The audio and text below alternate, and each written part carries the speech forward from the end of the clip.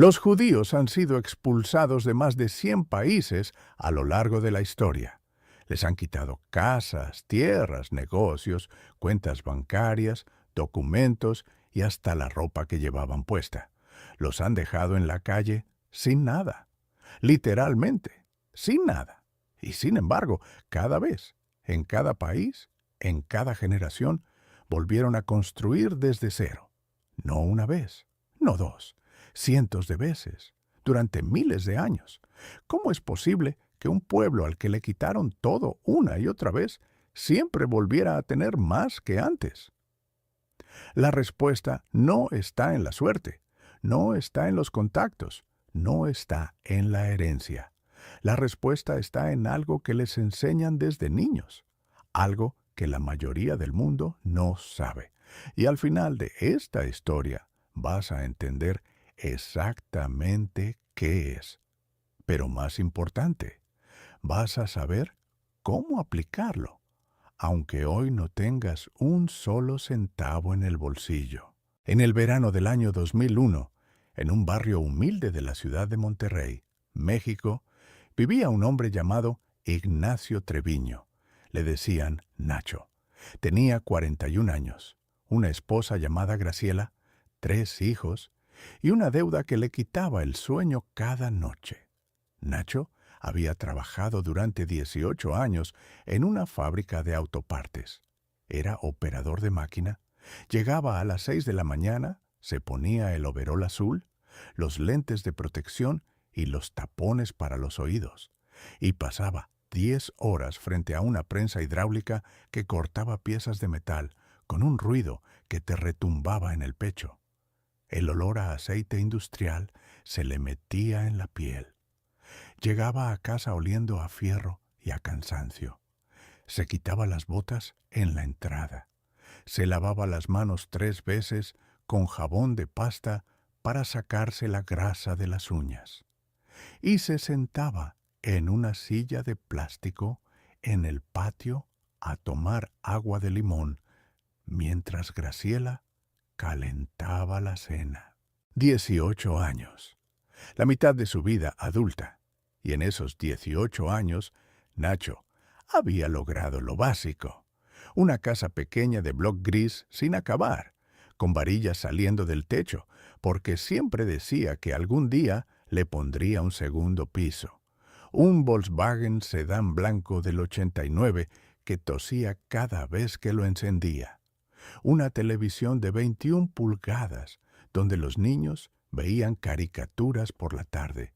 Un teléfono de pared con cable largo que Graciela estiraba hasta la cocina cuando hablaba con su hermana, y un refrigerador que sonaba como motor de lancha, pero que mantenía fría la leche. No era rico, pero no se quejaba.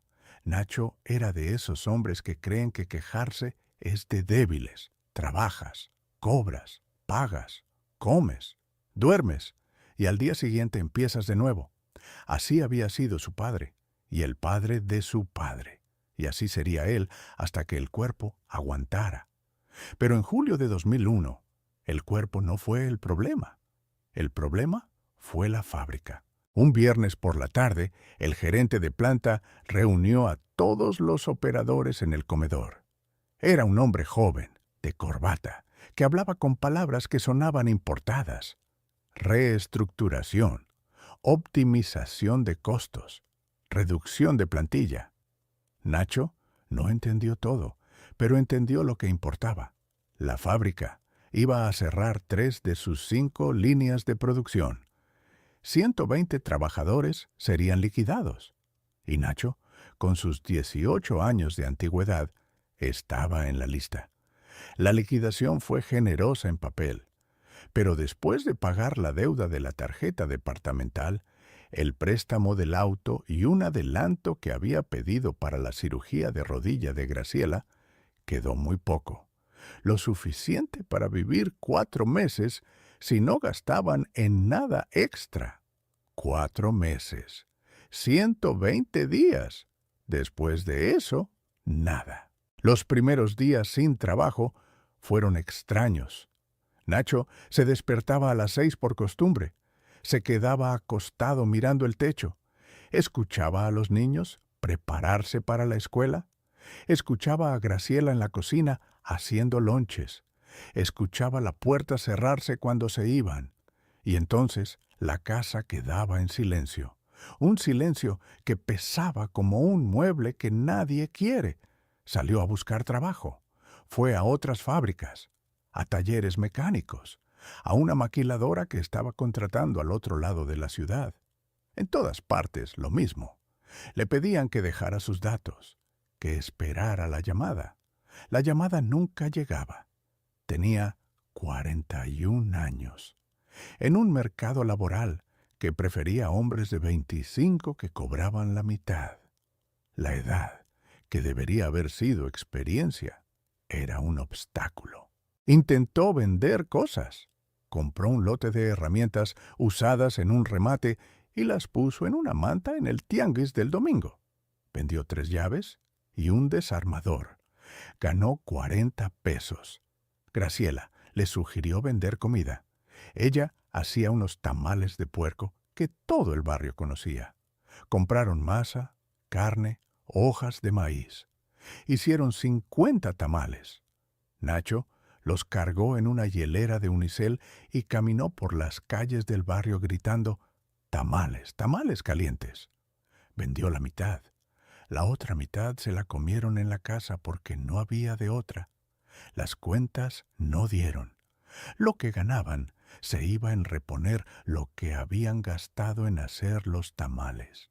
Un martes por la noche, Nacho estaba sentado en la silla del patio.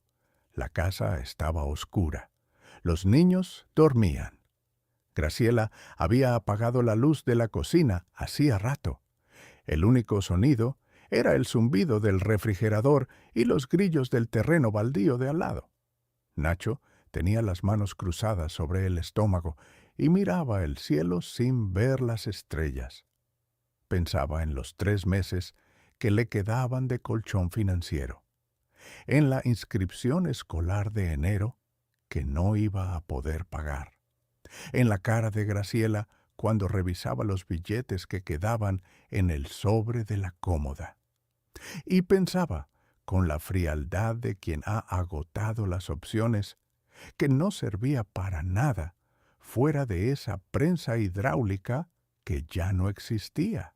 Antes de continuar con lo que pasó después, quiero detenerme un momento. Sé que en YouTube casi nadie se suscribe a los canales, y a veces nos da pereza tocar ese botón. Pero si tú que me escuchas ya te suscribiste y le diste like a este video, quiero agradecerte de corazón. Me lleva tiempo buscar estas historias, escribirlas con cuidado y narrarlas para ti. Tu apoyo significa más de lo que imaginas. Gracias. Ahora sí, sigamos con la historia, porque lo que viene te va a sorprender. Fue al día siguiente cuando todo cambió. No porque ocurriera un milagro, sino porque Nacho fue a un lugar donde nunca habría ido por decisión propia. Graciela tenía una amiga llamada Rebeca.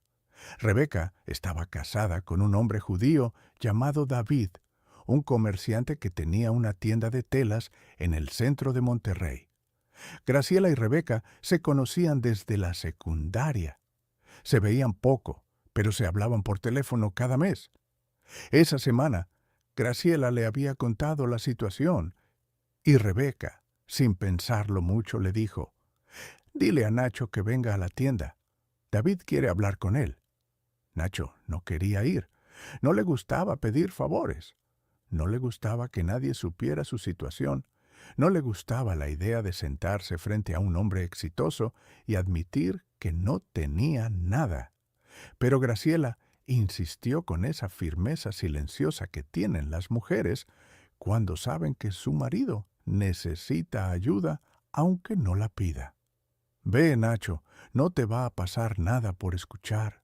La tienda de David estaba en una calle estrecha del centro, entre una joyería y una óptica. Era un local largo y profundo, con rollos de tela apilados hasta el techo en estantes de madera. Olía a algodón y a tinte. Había una mesa de corte al fondo, con una regla de metal empotrada y unas tijeras enormes que parecían de otro siglo. David estaba ahí, midiendo una pieza de lino para una clienta. Era un hombre de unos 50 años, bajo, de pelo canoso y barba recortada. Usaba una quipá discreta y una camisa blanca con las mangas enrolladas. Tenía manos de trabajador, no de oficinista. Cuando la clienta se fue, David lo miró. «Siéntate, Nacho». Le señaló una silla junto a la mesa de corte. Nacho se sentó. David le sirvió un vaso de té caliente sin preguntar si quería. Luego se sentó frente a él. «Rebeca me contó lo de la fábrica. Me dijo que estás buscando trabajo y no encuentras». Nacho asintió sin hablar. La vergüenza le apretaba la garganta. David lo miró con calma, no con lástima, con algo diferente, con el reconocimiento de alguien que ha pasado por algo parecido. «Nacho, yo voy a decirte algo que mi padre me dijo cuando yo tenía 20 años y no tenía ni para comer. Y su padre se lo dijo a él. Y viene de mucho más atrás. ¿Estás dispuesto a escuchar aunque suene raro?» «Sí». David tomó un trago de té. Luego habló despacio, como quien desenrolla una tela que no quiere arrugar. «Mi padre llegó a México desde Siria en 1955. Llegó con una maleta y $40. No hablaba español. No conocía a nadie fuera de un primo lejano que vivía en La Merced, en Ciudad de México. El primo le prestó un rincón en su departamento y le dijo: «Aquí no hay trabajo para ti. Vas a tener que inventar algo». Mi padre no sabía hacer nada excepto vender. Había vendido telas en Damasco desde los 14 años. Así que hizo lo único que sabía. Compró con sus $40 un lote pequeño de pañuelos de tela en el mercado, los cargó en una bolsa de manta y salió a venderlos puerta por puerta. Caminaba 10 horas al día. Tocaba puertas de casas, de negocios, de consultorios. La mayoría le cerraba la puerta en la cara, pero algunos compraban, y con lo que ganaba compraba más pañuelos, y con esos más compraba otra cosa. Y así, centavo a centavo, fue construyendo. Nacho escuchaba sin moverse. «Pero el secreto no fue la venta», continuó David. «El secreto fue lo que mi padre sabía sobre el dinero que la mayoría de la gente no sabe. Y es esto». David puso las manos sobre la mesa de corte. «En nuestra tradición nos enseñan desde niños que el dinero no es un objeto, no es un papel, no es un número en el banco. El dinero es energía, es flujo, es lo que los sabios llaman shefá, un río de abundancia que desciende constantemente de lo alto. Ese río nunca se detiene, nunca. No importa si hay crisis, no importa si perdiste el trabajo, no importa si debes dinero. El shefá sigue bajando. El problema nunca es el río, el problema es el canal. ¿El canal? Tú eres el canal. Y si el canal está tapado, el río pasa de largo, no porque te castigue, porque no puede entrar. Y se tapa con algo muy específico, con lo que dices y lo que crees». David se levantó. Fue a un estante. Sacó un libro viejo con letras en hebreo en la portada. Lo abrió en una página marcada con un listón rojo. Esto se llama Koach Hadibur, el poder de la palabra. Cada palabra que sale de tu boca crea algo. No es poesía, no es filosofía bonita, es ley. Cuando dices no puedo, estás creando un no puedo. Cuando dices no tengo, estás decretando no tener. Cuando dices soy un fracasado, estás firmando un contrato con el fracaso. Tus palabras son órdenes, y todo lo que te rodea, la vida, la energía, Dios, como quieras llamarle, obedece tus órdenes. Nacho sintió un nudo en el estómago, porque se reconoció en cada frase, Llevaba meses diciéndose a sí mismo que no servía, que era viejo para conseguir trabajo, que no sabía hacer otra cosa, que estaba condenado. Y cada una de esas frases era un tapón en el canal. Pero eso no es todo, dijo David. Hay algo más, algo que la gente no entiende y que es lo más importante de todo lo que voy a decirte hoy. Se sentó de nuevo, lo miró directo a los ojos. Para generar dinero cuando no tienes nada, necesitas entender algo que suena absurdo pero que funciona con la precisión de un reloj. Necesitas dar. Nacho frunció el ceño. ¿Dar? ¿Dar qué? No tengo nada. Exactamente. Y por eso necesitas dar más que nunca. El silencio en la tienda de telas era denso. Afuera se oía el ruido de la calle, los camiones pasando, un vendedor ambulante gritando. Pero adentro era como estar en otro mundo. Escúchame bien, dijo David. El dinero es flujo. Si quieres que fluya hacia ti, tiene que fluir a través de ti. Si lo retienes, si lo acaparas, si cierras el puño, el flujo se detiene. Pero si lo sueltas, aunque sea un poco, aunque sea lo mínimo, el canal se abre y entra más. No es magia, es ley de circulación. Es el mismo principio del agua. El agua que no se mueve se pudre. El agua que fluye se purifica. Con el dinero es igual. Mi padre, cuando llegó a México con $40, hizo algo que cualquiera habría considerado una locura. De los primeros pesos que ganó vendiendo pañuelos, apartó el 10% y lo dio. Lo dio a un hombre que vio en la calle que tenía menos que él. No era caridad por compasión, era un principio que llevaba grabado desde niño. Se llama maaser, el diezmo. No se da para sentirse buena persona.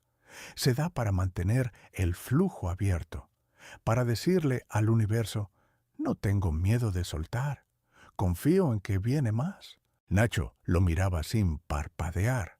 Algo dentro de él resistía.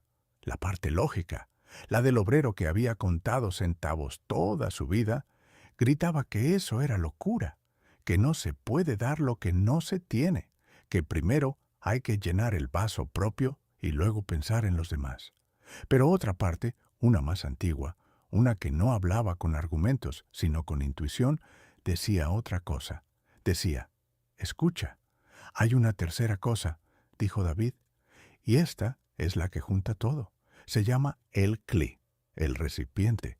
Imagina que el shefá es agua y tú eres un vaso. Si el vaso es pequeño, solo cabe poca agua. Si el vaso es grande, cabe más. ¿Qué hace grande al vaso? Dos cosas, gratitud y visión. Gratitud por lo que ya tienes, aunque sea poco. Y visión de lo que estás construyendo, aunque todavía no exista. David se levantó otra vez. Fue al mostrador. Abrió una caja de madera pequeña. Sacó 3 monedas antiguas. Las puso sobre la mesa de corte frente a Nacho. Mi padre guardaba estas monedas. Son de Siria. No valen nada en dinero, pero valen todo en significado. Cada una representa una ley. La primera, abre el canal. Deja de decretar pobreza con tu boca.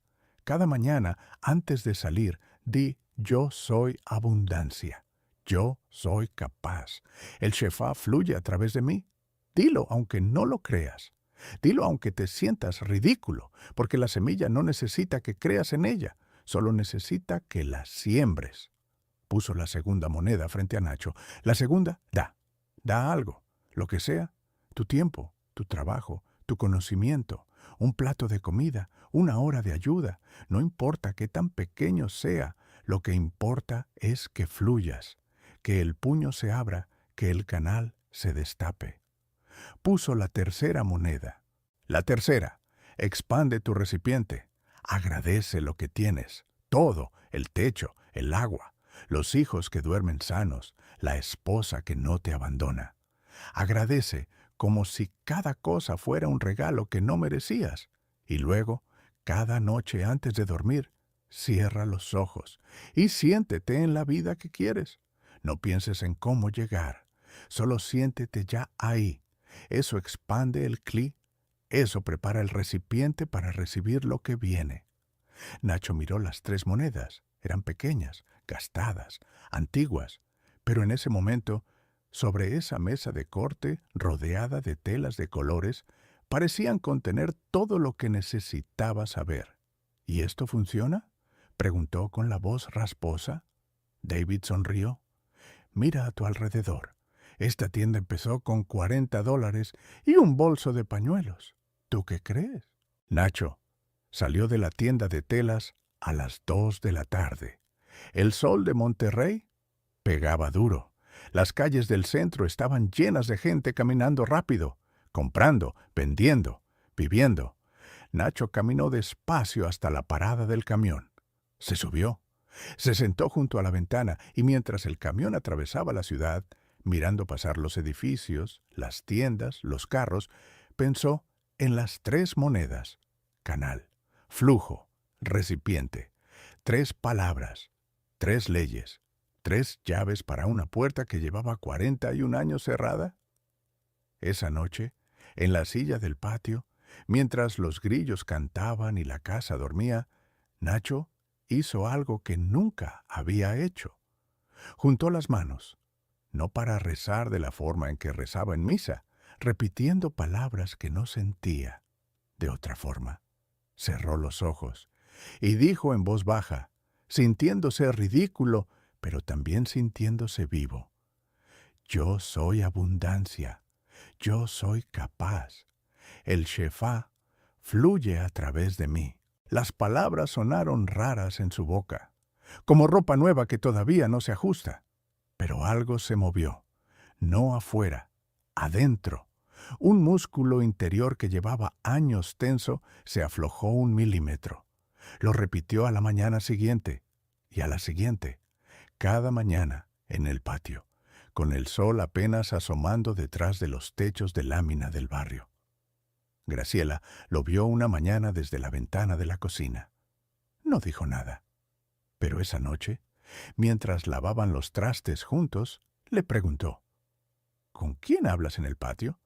Nacho dudó, pero Graciela era la única persona del mundo a la que no podía mentirle. Le contó lo de David, las 3 leyes, las monedas, las palabras. Graciela lo escuchó secando un plato con el trapo de cuadros. Cuando terminó, dijo: ¿y funciona?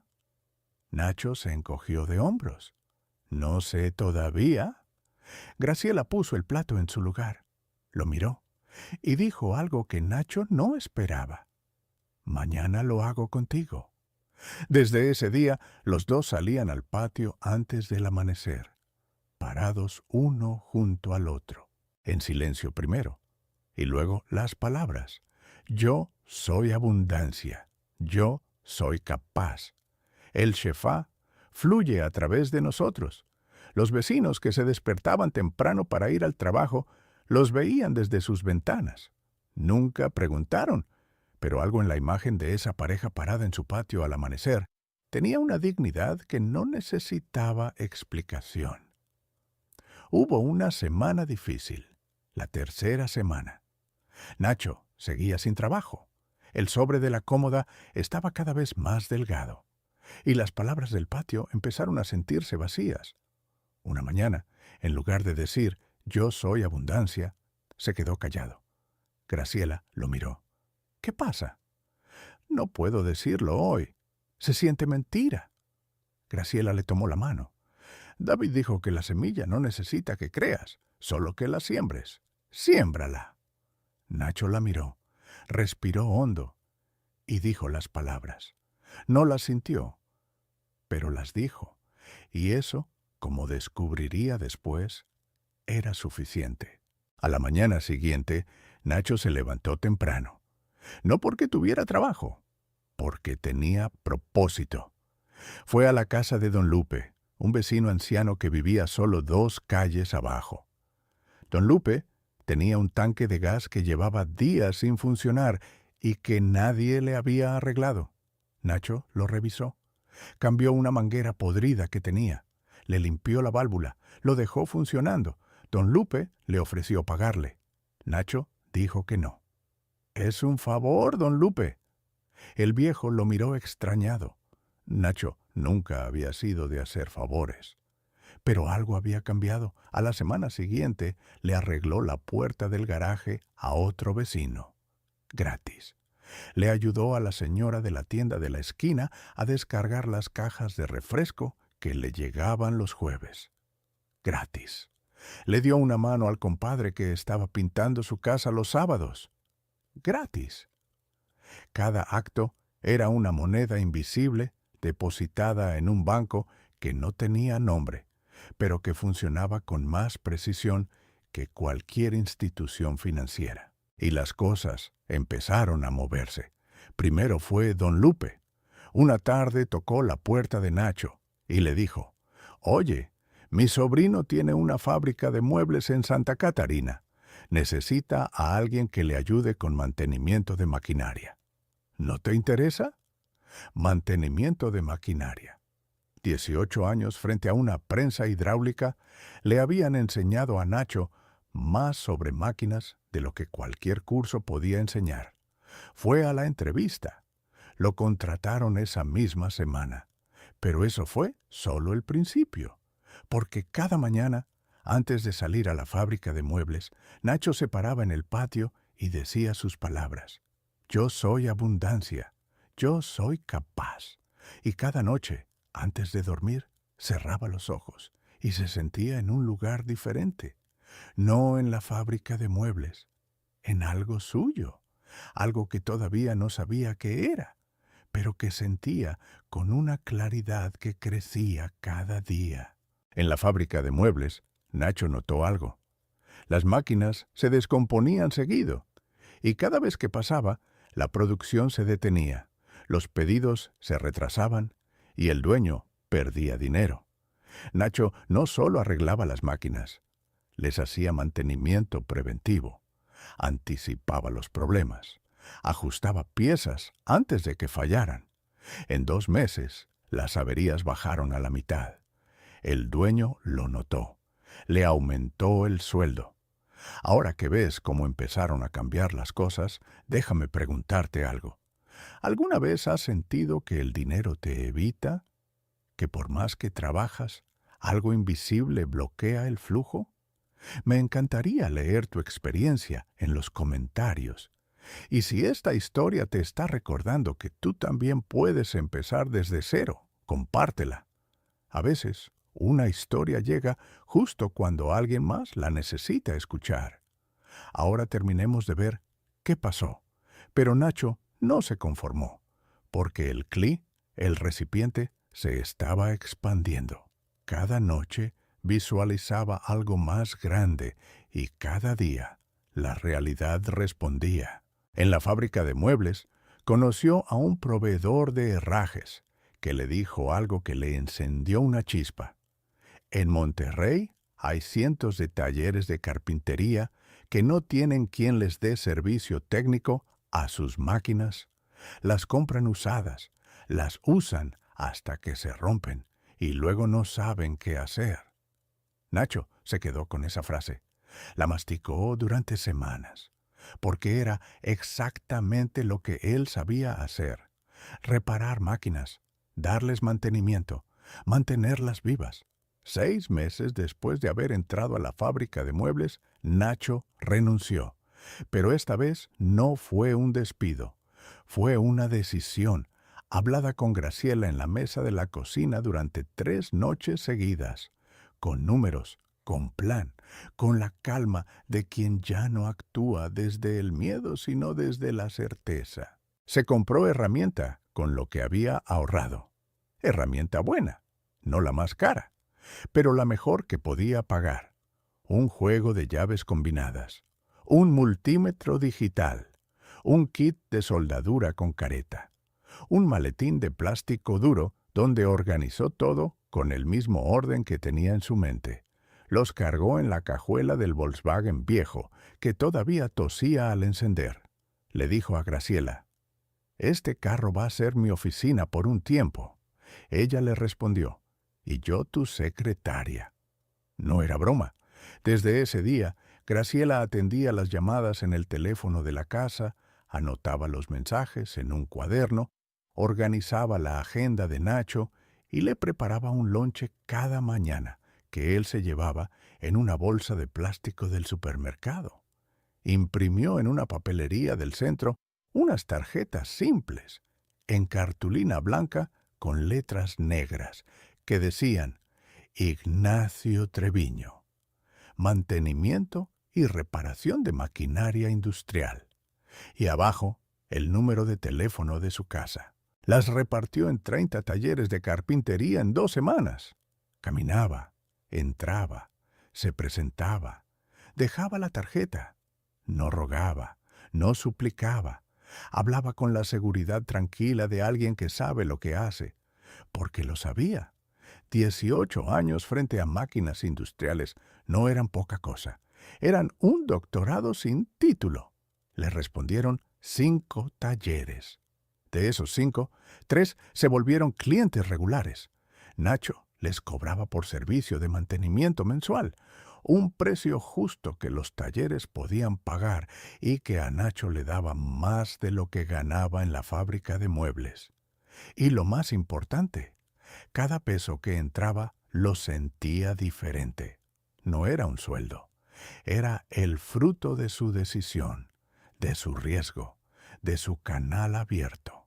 Para diciembre de 2002, 1 año y medio después de aquella tarde en la tienda de telas de David, Nacho tenía 12 clientes regulares. Se había comprado una camioneta usada para cargar su equipo. Había contratado a un ayudante, un muchacho joven del barrio que quería aprender, y había hecho algo que para él significó más que cualquier cifra. Había pagado la inscripción escolar de sus 3 hijos en enero, por adelantado, con dinero propio, sin pedir prestado a nadie. Una noche, Nacho fue a la tienda de telas de David, no a pedir consejo, a dar las gracias. Llegó después de las 7, cuando David estaba cerrando. Le llevó una bolsa con tamales de Graciela, los mejores del barrio, los que alguna vez intentó vender en una hielera de unicel, y no le alcanzó. David los recibió con una sonrisa. Se sentaron en la mesa de corte, entre rollos de tela y el olor a algodón que Nacho ya asociaba para siempre con el día que su vida cambió. Comieron tamales y tomaron té caliente en vasos de vidrio grueso. «David, lo que me dijiste funcionó», dijo Nacho con la voz firme. No la voz del hombre que había entrado a esa tienda 1 año antes, con la vergüenza apretándole la garganta. Una voz nueva, clara, de alguien que ya no pide permiso para existir. David negó con la cabeza. «No, Nacho, lo que te dije no funcionó. Lo que funcionó fue lo que tú hiciste con lo que te dije. Yo solo te di las llaves. Tú abriste las puertas. Yo solo te mostré el río. Tú destapaste el canal». Nacho sacó algo de su bolsillo. Un sobre. Se lo dio a David. David lo abrió. Adentro había dinero. El 10% de lo que Nacho había ganado ese mes. «Es el máser», dijo Nacho. «Quiero que lo des a quien tú creas que lo necesita». David lo miró largo rato. Sus ojos se humedecieron. No por el dinero, por lo que el dinero significaba. Un hombre que no tenía nada hacía 1 año estaba dando. Y al dar, confirmaba que el canal estaba abierto, que el Shefá fluía, que las 3 leyes funcionaban como funcionan las leyes de la física, sin importar si crees en ellas o no. David tomó las 3 monedas sirias que estaban en la caja de madera, las puso frente a Nacho. «Quiero que te las lleves». Nacho las miró. «No puedo aceptar eso, David. Son de tu padre». David sonrió. «Mi padre me las dio para que yo las pasara cuando encontrara a alguien que las entendiera. Tú las entiendes. Llévatelas. Y algún día, Cuando encuentres a otro hombre sentado en la oscuridad creyendo que no sirve para nada, dáselas y cuéntale lo que hoy sabes. Nacho tomó las monedas, las apretó en la mano. Estaban frías, pero sentían como si guardaran todo el calor de las generaciones que las habían tocado antes. Lo que Nacho aprendió en aquella tienda de telas de Monterrey, lo que David le transmitió con la paciencia de quien repite una verdad que su familia lleva siglos guardando, es algo que no encontrarás en ningún curso de finanzas. No encontrarás en ningún libro de autoayuda. No encontrarás en ningún seminario de emprendimiento, porque no es una técnica, es una ley. Y la ley dice esto: el dinero no empieza afuera, empieza adentro, empieza en lo que declaras ser, empieza en lo que crees merecer, empieza en tu disposición a fluir, a dar, a abrir el puño cuando todo dentro de ti grita que lo cierres. Los judíos no reconstruyeron sus fortunas 100 veces porque tuvieran suerte 100 veces. Lo hicieron porque llevaban las 3 leyes grabadas en el alma. Shefá, el flujo existe siempre. No lo bloquees con tus palabras. Kli, expande tu recipiente con gratitud y visión. Coach, Hadibur, cuida tu boca como un rey, cuida las puertas de su ciudad, porque lo que entra por ella gobierna tu reino. Esta noche, antes de dormir, haz algo por ti. Párate frente al espejo, mírate a los ojos y di con voz clara: yo soy abundancia, yo soy capaz de generar riqueza desde cero. El Shefá fluye a través de mí. Luego, acuéstate, cierra los ojos, siente que ya tienes lo que buscas. No mañana, ahora. Siente la paz de estar ahí. Duerme en ese sentimiento. Y mañana, haz algo más. Da. No importa qué, no importa cuánto. Tu tiempo, tu ayuda, tu conocimiento, 1 hora de trabajo, un plato de comida, un favor que nadie te pidió. Abre el puño. Deja que fluya y observa lo que pasa. Hazlo mañana y al día siguiente y al siguiente. Como Nacho lo hizo en un patio de bloc sin acabar en Monterrey, con grillos de fondo y un refrigerador que sonaba como motor de lancha. No tenía nada, pero tenía 3 leyes, 2 manos y la decisión de no volver a decretar su propia miseria. Porque el dinero nunca fue el problema. El problema siempre fue el canal cerrado. Y ahora que sabes cómo se abre, la única pregunta que queda es esta: ¿vas a abrirlo o vas a seguir dejando que el río pase de largo? La respuesta, como todo lo que importa en la vida, depende únicamente de ti.